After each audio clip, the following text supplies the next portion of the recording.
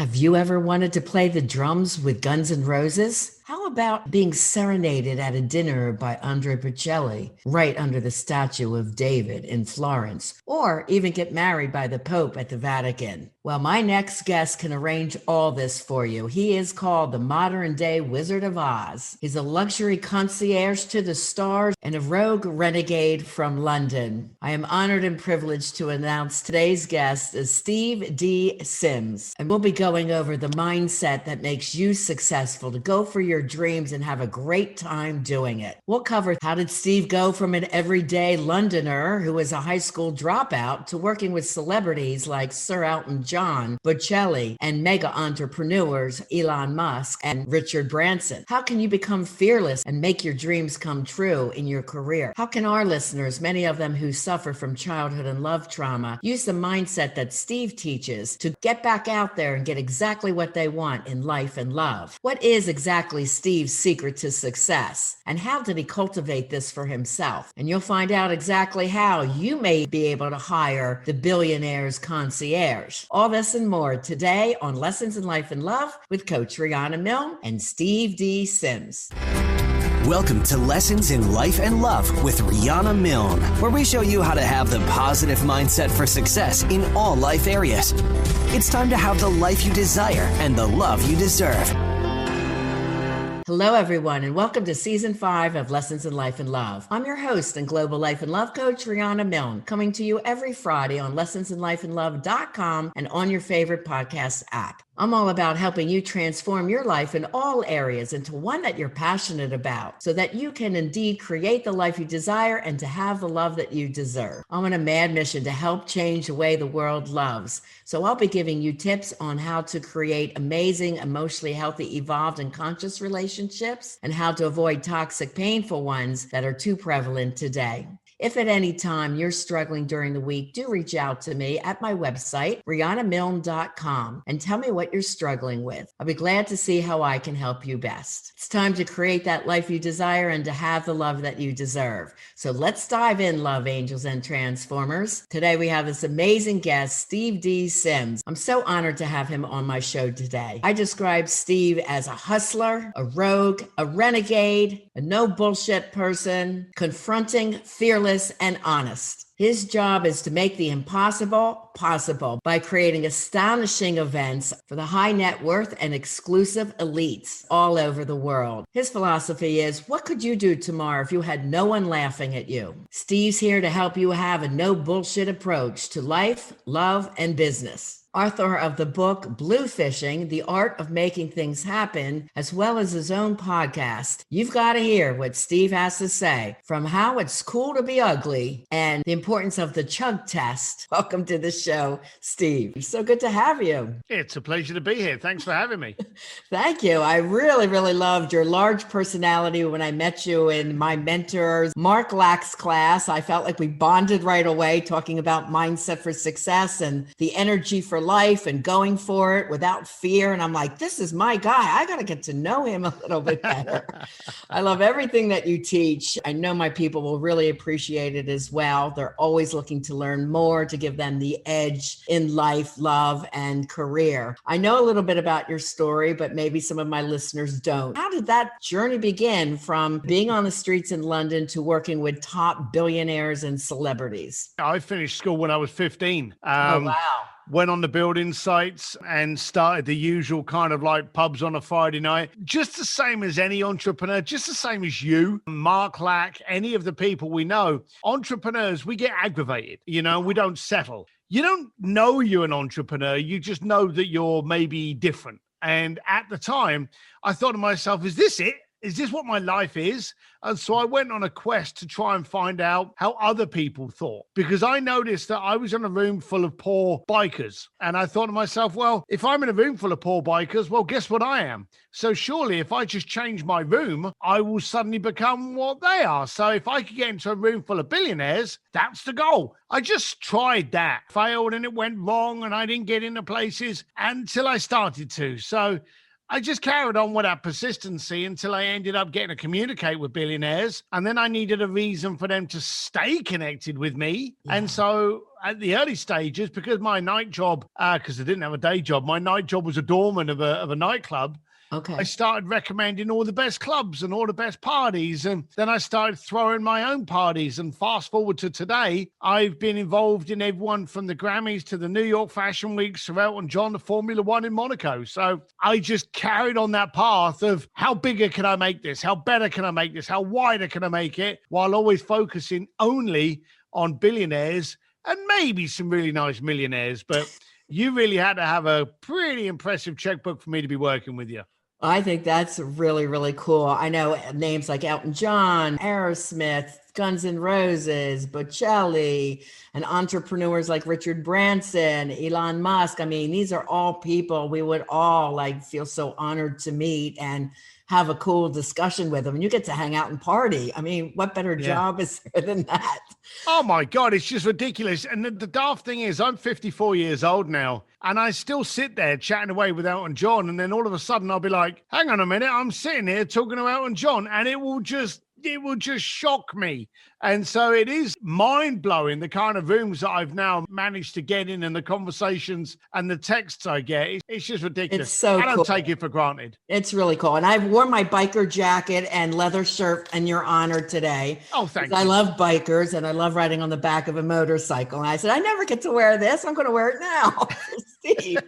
Appreciate the effort. It felt really fun to do that. And it reminds me too of when I was a teenager. I worked for a #1 radio station, WFIL radio, and ended up going to Penn State for broadcasting. That station sponsored all the big concerts. So I got to stand on stage with Freddie Mercury of Queen, the entire encore, and party afterwards. And then I was meeting people like Gino Vanelli, and Joe Frazier was a good friend of mine. And as a teenager, I'm like, oh my God, I'm meeting all these celebrities, whether they're sports celebrities or music entertainers or, you know, business people around Philadelphia. It was really a great job for a kid to have. And that kind of got in my blood. So as you were telling me these stories, I'm like, I know how cool that is, you know? Yeah.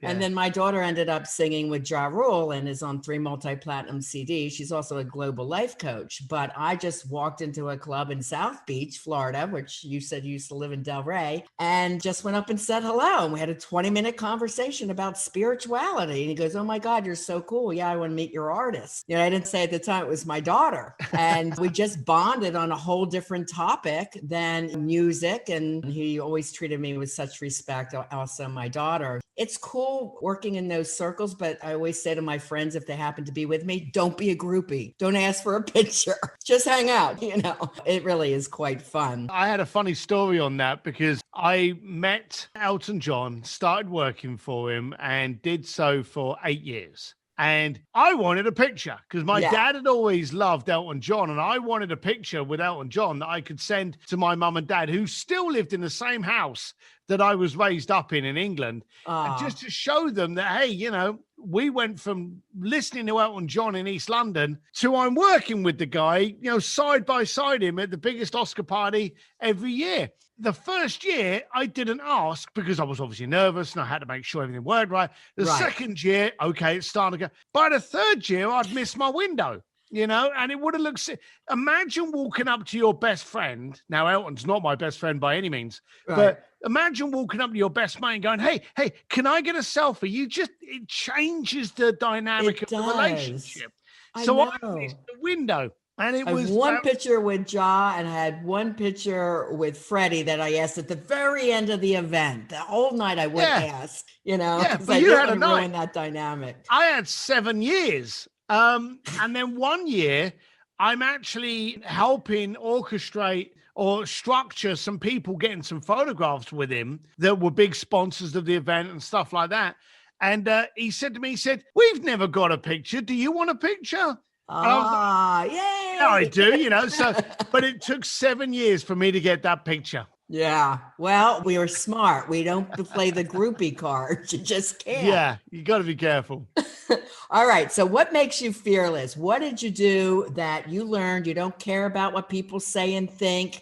What propels you to go for it no matter what? Do you ever feel the fear and you just go for it anyway? Or you just say, what the hell do I have to lose? Wow. So you jumped about 10 questions into that one. So let's go through it. What kind of makes me go forward without that fear? My wife has always said that I'm ignorant. And when your wife says you're ignorant, that's never usually a good thing. But the way that she explains it is I'm ignorant to the potential that I'm going to lose.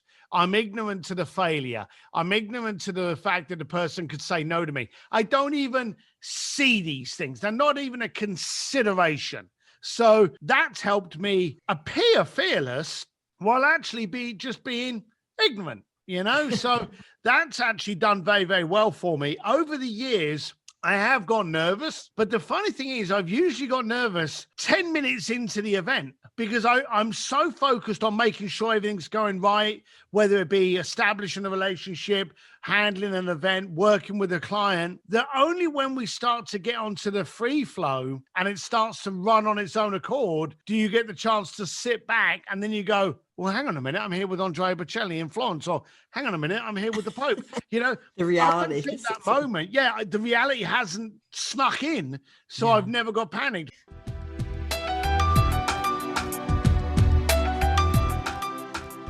Love Beyond Your Dreams, Break Free of Toxic Relationships to Have the Love You Deserve is a 5-star rated book and quoted as the guidebook on love. An Amazon #1 bestseller, Love Beyond Your Dreams clearly tells you who to date or avoid and why, how to heal from toxic partners, how to date to attract an emotionally healthy partner, and how to have loving, safe, fabulous, and sustainable relationships. Over 400 pages of eye-opening facts based on research that will change the way you love. Love Beyond Your Dreams, available in paperback on Amazon.com and in BN.com, in the Barnes & Noble bookstore, and on e-readers, Kindle, and Nook. Get your copy now and read it cover to cover. Love Beyond Your Dreams, Break Free of Toxic Relationships to Have the Love You Deserve, because it's time you have the love that you deserve.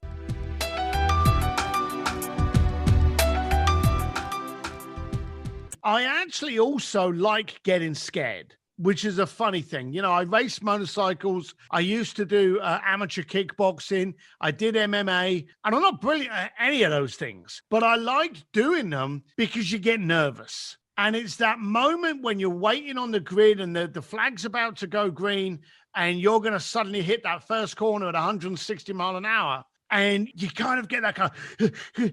But you're an adrenaline junkie. It's just, I think what it is, and it leads to your final question, I like to get uncomfortable because every time I get uncomfortable, it stretches me. And so I like to get comfortable with being uncomfortable because then I get used to being able to conquer absolutely anything. And that's an important factor. I think today we're uncomfortable. Today we don't know what's going on.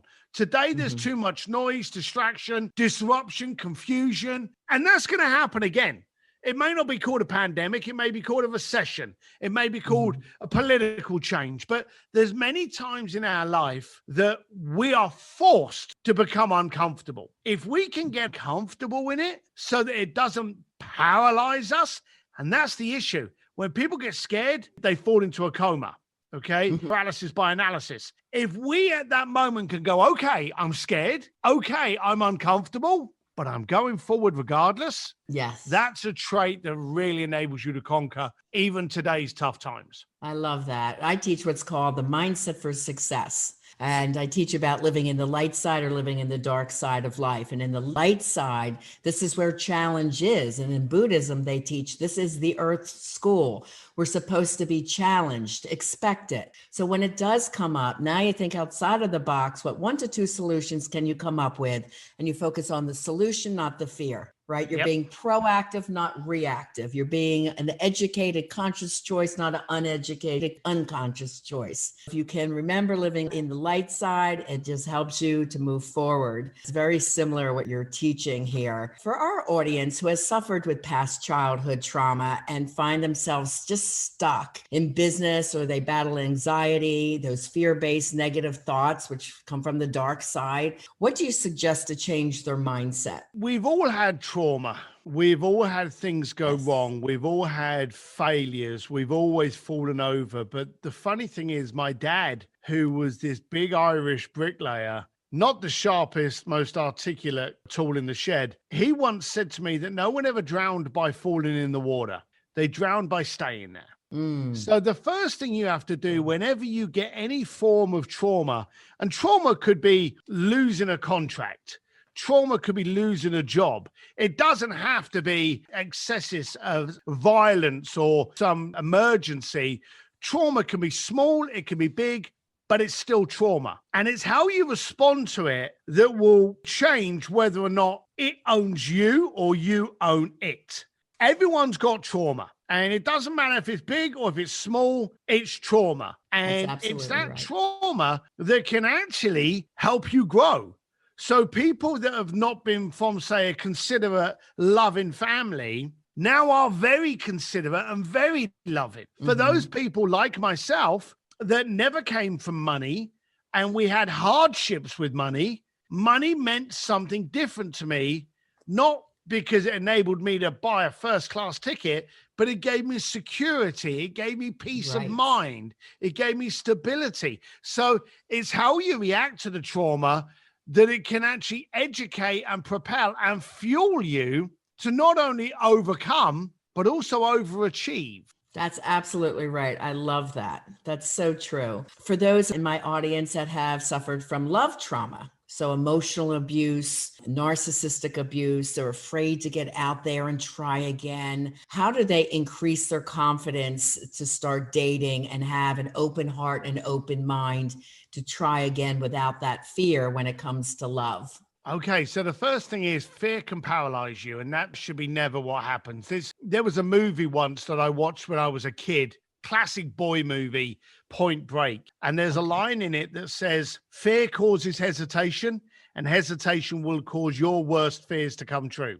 And that stuck with me forever. And it was only a line from a movie, but it meant so much to me. If anything causes you to stop, it's death. Because nothing that stands still grows, is vibrant, is alive, has momentum. And you need momentum to grow. If you've been in a bad relationship, and I've only had a couple, but if you've been in a bad relationship, analyze it. Don't try to run away from it. Stare at it and go, well, okay, where did it go wrong? What did I learn from this? What was the tips? Because we're all geniuses and experts 5 seconds after it going wrong. Okay. Yes. That experience is something we get a couple of seconds after we needed it most. That's the simple fact there. You've been through a bad relationship, so you now know. You're now qualified and an expert at what a bad relationship looks like. And what not to do again. You've now got the warning signs. You've now got the alarm bells. You've got everything there that can go, oh, okay, that didn't work because of this, or it looked like that, or I was going after that. You're now educated. You're now qualified and credible at what a bad relationship looks like. So if you allow that fear to stop you, then that trauma now owns you. But if you allow yourself to analyze it and go, hey, fear's not going to stop me, it's going to propel me. Let me ask you this question. If you're in a building and you're in the audience and you're watching me speak, and I come out and I go, hey, and there's 2,000 people in the auditorium, okay? And I go, hey, the first 2 people that run out the back door, there's a suitcase there with $1 million cash in it. How many of the audience do you think are going to run out to get it? Probably no one. Correct. But if I walk on stage, I grab the microphone and I say one word, fire. How many people are going to leave the auditorium? We'll start looking around for a minute. Who's going to leave first? If I'm shouting fire from the stage, you know, everyone's now moving. You see, that fear is going to propel you to get the bloody hell out of the auditorium. It isn't going to stop you. It isn't going to stand still. So a lot of people say, well, when I get frightened, I stand still. No, when someone threatens your life, fear makes you run away. It makes you protect yourself. When there's a burning building, it causes you to run out. When someone's threatening you, you run. The bottom line is fear can create momentum. Yes. You can now dictate where that momentum is. I'm scared to talk to a celebrity. Okay. So should that fear stop me from doing it and therefore the fear has won? Or should it propel me to try and then be thankful I tried? I have tried so many times in my life and failed that it's educated me on how to do it properly. Now, here's the daft thing. As human beings, we don't hold on to pain, okay? We hold on to the memory. Yeah. But we don't hold on to the feeling. Have you ever trapped your thumb in a door or hit it with a hammer? Oh, yeah. Okay. Did it hurt? Yes. Right. Can you tell me exactly, vividly, what the pain was like? Probably not at this stage. No. No. Forget it. You know it hurts. You know you don't want to do it again. You know that you'll do anything to avoid it, but you can't actually remember. I've got tattoos on my arm. The first ever tattoo I got on my arm, I passed out. I was a kid and it hurt. Yeah. 6 months later, I got my other arm done. And guess what? I passed out again because it bloody hurt. You know, we don't remember. If we could remember as human beings, if we could actually hold on to the actual feeling of that pain, that emotion, how many women do you think would ever have a second child? Right. That's for sure. You know, so when we fail at something, we don't remember. We just go, oh, that didn't work. Let's try again, because that feeling subsides. When you get it right, it doesn't matter how many times you got it wrong, because you've now got it right. And so someone actually said to me, and I'm sorry to babble, but someone actually said to me once, the definition of hell is to meet the person you could have been. That is my fear. I don't want to miss out on an opportunity. I don't want to miss out on a risk. I don't want to wake up in the morning going, I didn't do that yesterday because I was scaredy cat. Yeah. Because I don't ever want to meet that person that I could have been. I want to be the person that meets the person that didn't take the chances and go, I'm glad I'm not you. Exactly. I mean, I always said since I was young, I got a 50-50 shot. They're going to say hello. At least I know I tried. If I didn't try, I would be upset. So I'll take that 50% shot, you know. And I saw P. Diddy at a nightclub. I went up and he goes, hey, how are you? You're fun. Hang out with us. So we hung out all night. Why not? Had a 50-50 shot. He would say hello to my daughter and I. I mean, it's just the way the world works. This is one thing I always try to teach my people. And I saw one of your quotes in your book, Bluefishing, which you guys have got to get. His Bluefish playbook is amazing, but it said this one, what happens to you is not your obituary. Get back up again, Bluefisher. You know, I like that one. And failure is just an education, what not to do. For every failure, you're learning. Take pride in your scars. And this one, it's not about your IQ. It's about I can. Oh, fabulous.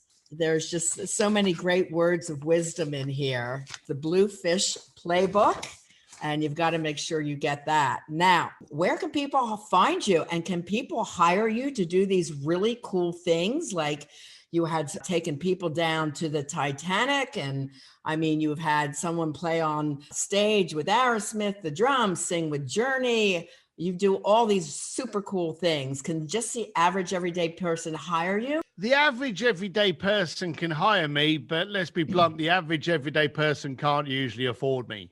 Doing all of those experiences puts me in the sandpit of billionaires and millionaires. But predominantly what I do now via stevedsims.com is I coach people. I coach them, I train them for you to be able to do it yourself. You see, the bottom line of it is I'm a bricklayer from London that's now worked with the Pope and Elon Musk. If I can do it, you're already out of excuses. So I spend a lot more of my time now with the book Bluefishing, getting people to do it themselves. We've got a free Facebook group called An Entrepreneur's Advantage with Steve Sims. We literally just throw free stuff in there to get you how to do it. So yes, they can hire me to do it, or I can help you do it for yourself.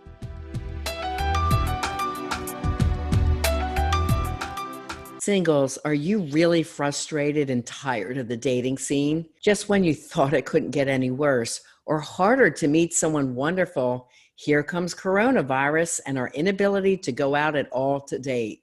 Now you're really feeling the pangs of loneliness and wondering, where do I go from here? Well, things will normalize soon and we'll all be emerging from our homes and dates in the real world will occur again. The question is, will you be ready? I have designed a brand new mini series for singles called Success in Dating. Let's talk about love. I cover the top 5 dating frustrations and most asked for advice from my single over 20 years of coaching them find them happy relationships. This is a part of my most popular intensive singles program, Dating to Mating, that is 4 to 6 months long with a 150-page notebook. But you can do the mini series at home in no time. It's a perfect way to tap into the quality of information in Dating to Mating and get amazing dating advice from me, your coach, on your audios and videos. Check it out at rianamilne.com/dating mini series because it's time to have the love that you deserve. Tell me about the course, The Distillery. It's not really a course. It's got some course material in it. Okay. It's got some videos. It's got some tutorials, but it's my inner circle, which means we do a ton of live AMAs. We literally just did one about an hour ago with one of the hosts of one of the top podcasts in America on how to build up a community. And we've got another one in a few days' time with Jim Quick, and I've done them with the head of Victoria's Secret and Ralph Lauren. So I do these live AMAs with experts where all my Sims Distillery members at simsdistillery.com can actually join me and ask these people questions, because I believe your success is maybe hindered by maybe the next answer.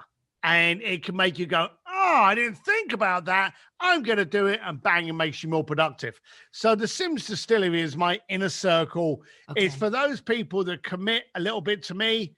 I'll overcommit to you. I love that. You mentioned Ralph Lauren. I was one of his executive secretaries at one time in New York.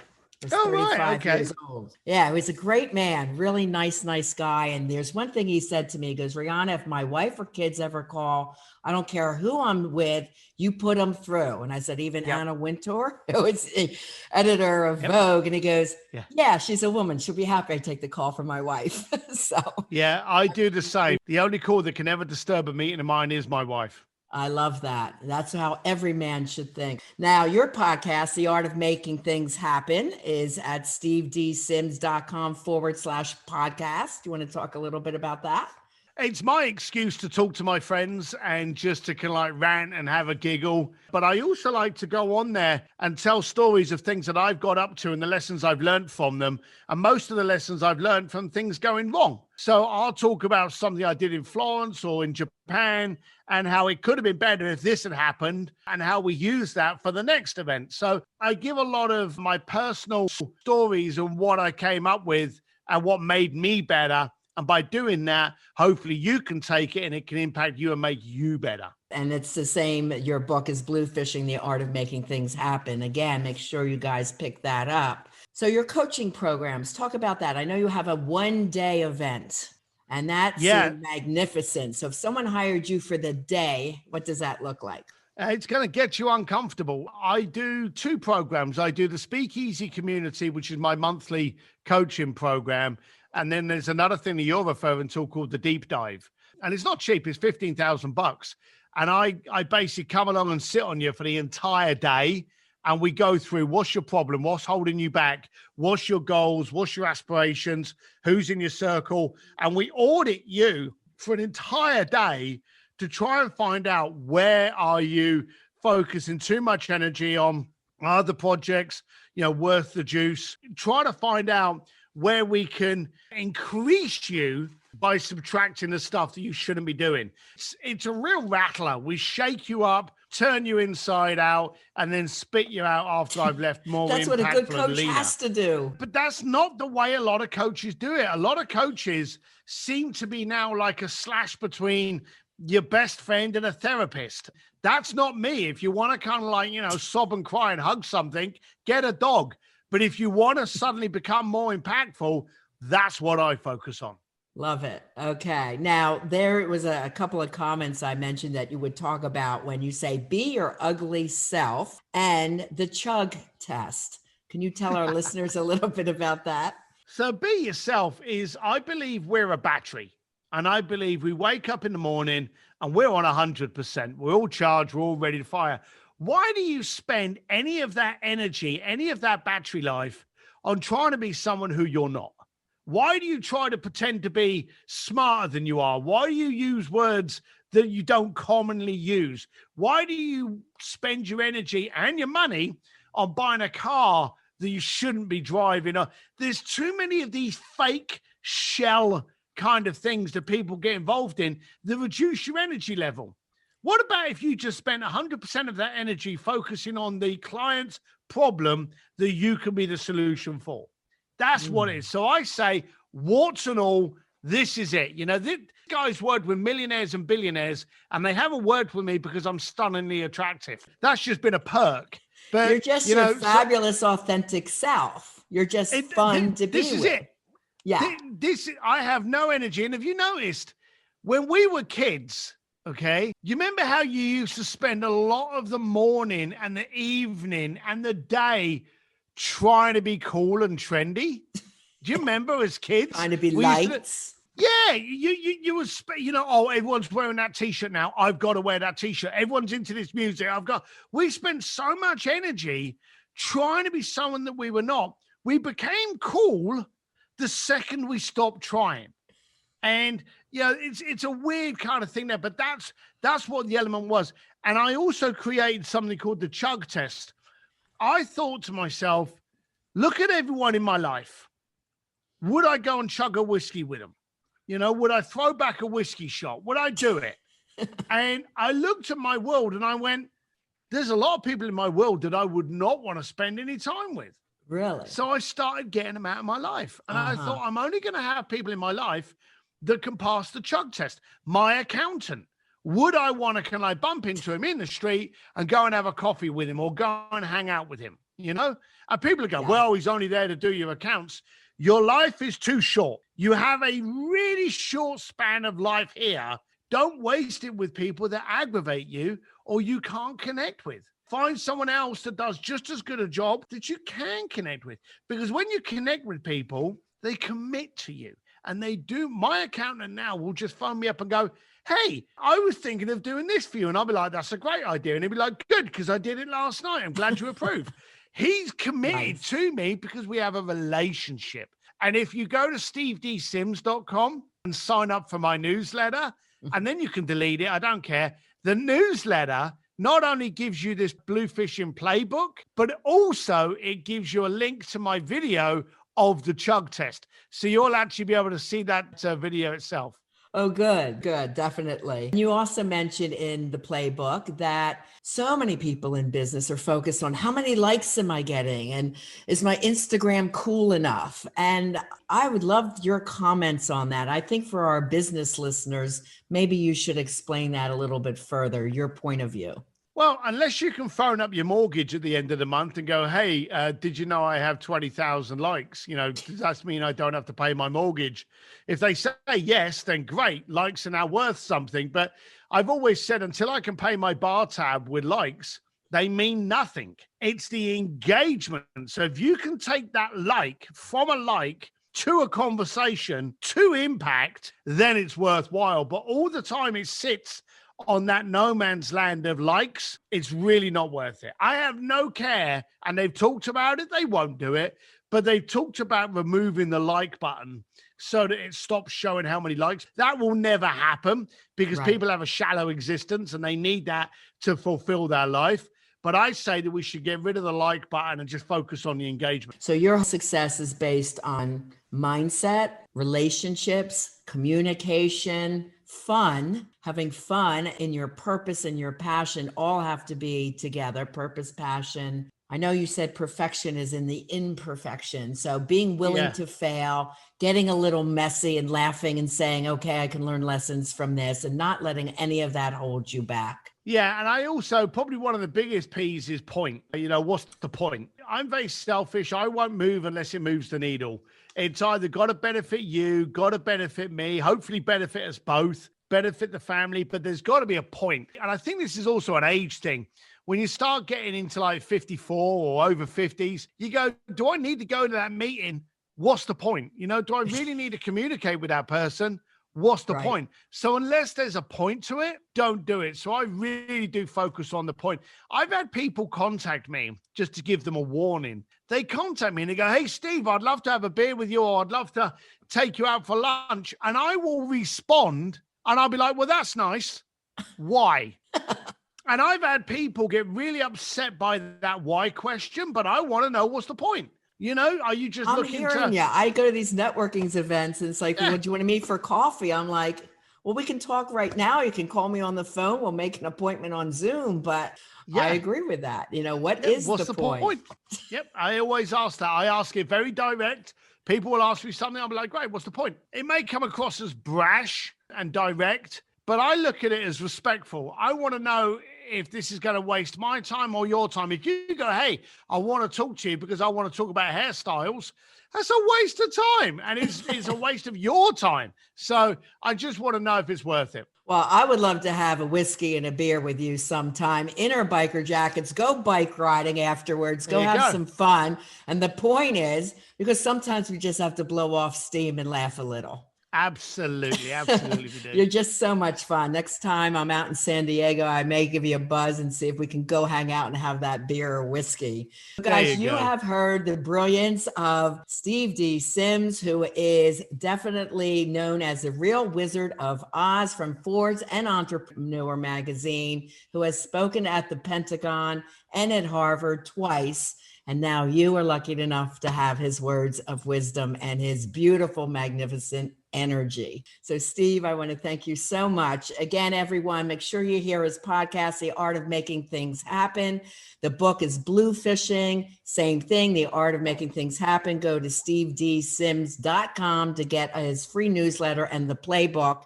You're going to love these quotes. You will use them in business and in life and in love. So with that, Steve, I want to thank you very much for your time and energy. You're just so totally cool. Thank you very much. That ends the lesson for today. Lessons in Life and Love with Coach Riana Milne and the amazing Steve D. Sims. Okay, love angels and transformers, that's all we have time for today. I really want to thank Steve D. Sims, this incredible man, for being on our show today and giving us some laughter and great education. We appreciate you sharing the show link with those you love and care about and giving us a 5-star rating and a comment about what you liked about the show. Remember, you can reach out during the week for help at my website, rianamilne.com. And while you're there, get the free resources, chapter downloads of my #1 bestseller, Love Beyond Your Dreams, Break Free of Toxic Relationships to Have the Love You Deserve, and Live Beyond Your Dreams, From Fear and Doubt to Personal Power, Purpose, and Success, which is all about the mindset for success that I teach. Also, get the free ebook, Why 9 out of 10 People Struggle in Life and Love, and What You Can Do to Have the Love You Deserve. Take the 4 free love tests. You're going to learn a lot, and I will interpret each test that comes by my way that you complete. Because as always, I am here to help you create the life you desire and to have the love that you deserve. Have a very beautiful, blessed, amazing, fun, healthy, safe week. And I will see you next time. We want to thank you for joining us on this episode of Lessons in Life and Love with Coach Riana Milne. Go to rianamilne.com for more resources. And if you're really ready to take action to improve your life or love situation, apply now for a session with Riana. And remember, it's time to have the life you desire and the love you deserve.